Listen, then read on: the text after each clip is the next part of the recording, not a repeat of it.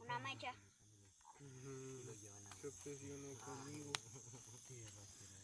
Pero mucho. Dura como, Daba miedo. o sea, las 25 minutos la Le dije presentación. que me colocó ahorita el azul y se tiñó el cabello. Y hay dos shows. El que le digo que lo puso así, al principio. El azul me llamaba a las 2 de la mañana.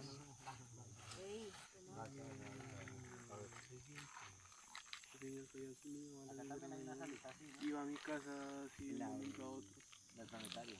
¿Quién nos ilumina? Y sin avisar. Bien bonito. Bien bacano. Bueno, yo voy a hacer mi propio fogón. Yo pienso que debe ser una osa. Que ilumina mucho. Y eso. Podría ser la osa mayor y la osa menor, porque esas dos están re igualitas. Yo también quiero ver las estrellas. Algo más. Bien bonito.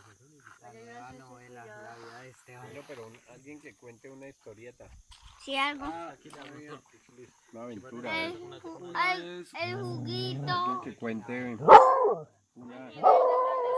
una vivencia. Bueno, historias de terror, apaguen todo lo que tengan a la mano. Sí, yo. Samuel va a contar una historia de terror. Bueno, yo las voy a contar, pero necesito que apaguen todo. Ya que no queremos luz, ve a... Por favor.